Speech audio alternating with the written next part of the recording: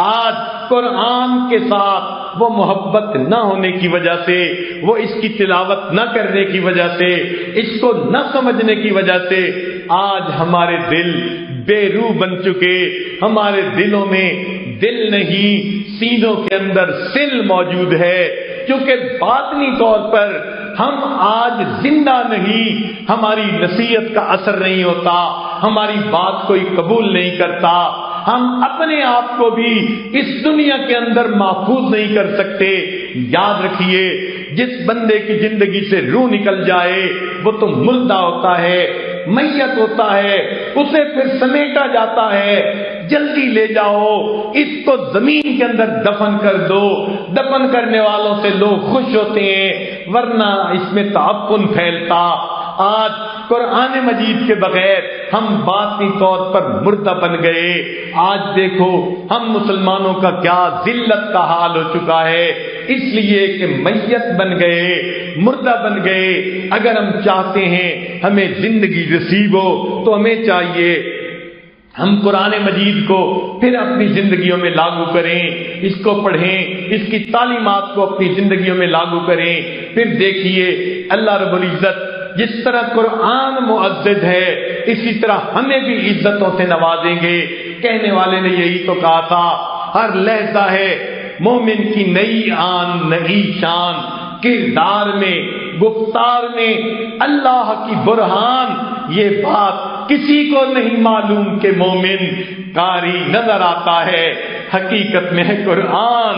جب یہ قرآن کو اپنے سینے سے لگا لیتا ہے تو پھر قرآن کی طرح معزز بن جاتا ہے. جہاں جاتا ہے عزتوں کے دروازے کھولتے ہیں. وہ زمانے میں معزز سے مسلمان ہو کر ہم ہوئے خار، تارک قرآن ہو کر ہم نے قرآن کو اپنی زندگیوں سے نکال دیا. صرف ایک برکت کی کتاب طاقتوں کے اندر سجا کر رکھ دی، خوشبوئیں لگا دی. یہ قرآن یاد آتا ہے جب نکاح پڑھنا ہو، جب قسم اٹھانی ہو، جب یقین دہانی کروانی ہو. قرآن ہمیں آگے پیچھے یاد نہیں آتا. زندگی ہماری من مرضی کی ہے تو پھر اس کی برکتیں کیسے ہوں گی؟ چنانچہ فرمایا تبرک بالقرآن فإنہ کلام اللہ. قرآن کے ذریعے برکت پاؤ، یہ اللہ رب العزت کا کلام ہے. عجیب بات ہے، یہ برکتوں کا خزانہ آج ہمارے گھروں میں موجود ہے. ہمیں چند منٹ نہیں ملتے ہم اس کی تلاوت کر سکیں. کتنے گھرانے ایسے ہیں گھر میں سے ایک بندہ بھی روزانہ اس کی تلاوت کرنے والا نہیں ہوتا. یہ قرآن مظلوم کتاب ہے، ہمارے گھروں میں ہے.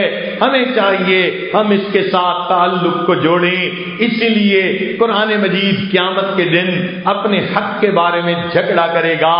اللہ آپ نے مجھے ان لوگوں کے پاس بھیجا تھا، ان کے پاس کتابیں پڑھنے کا وقت تھا، انگریزی پڑھنے کا وقت تھا، نیوز پیپر پڑھنے کا وقت تھا، ٹی وی پہ نیوز سننے کا وقت تھا، دوستوں کے ساتھ سیل فون پہ گھنٹوں بات چیت کرنے کا وقت تھا.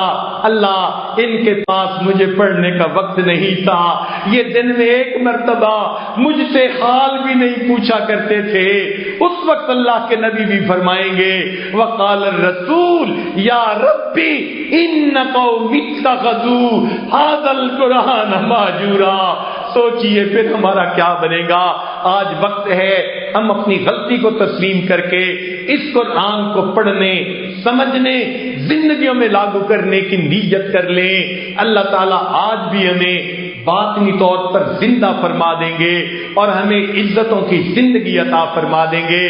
مگر آپ اگر کسی ڈاکٹر سے گولیاں لکھوا لیں، گھر میں لا کے رکھ لیں، کھائیں نہیں، وہ گولیاں فائدہ نہیں دیتی.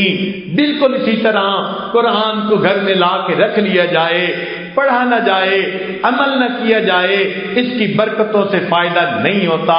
اگر کوئی چاہے میں قرآن مجید کی برکتوں سے فائدہ اٹھا لوں تو ہمیں چاہیے قرآن مجید کو نصب العین بنا لیں، اپنی زندگی کا مقصد بنا لیں. اس قرآن کو پڑھیں. قرآن مجید میں جو کہا گیا یا یحییٰ خذ الکتاب بقوہ، اس کا مطلب یہ نہیں کہ ہاتھ سے مضبوطی سے پکڑو، بلکہ اس کی تعلیمات کو لاگو کر لو. آج ہم اپنے نفس کو مخاطب کر کے کہیں یا یحییٰ خذ الکتاب بقوہ، اس کتاب کو مضبوطی سے پکڑ لو، پھر دیکھو اللہ کیسے عزتوں سے نوازتے ہیں۔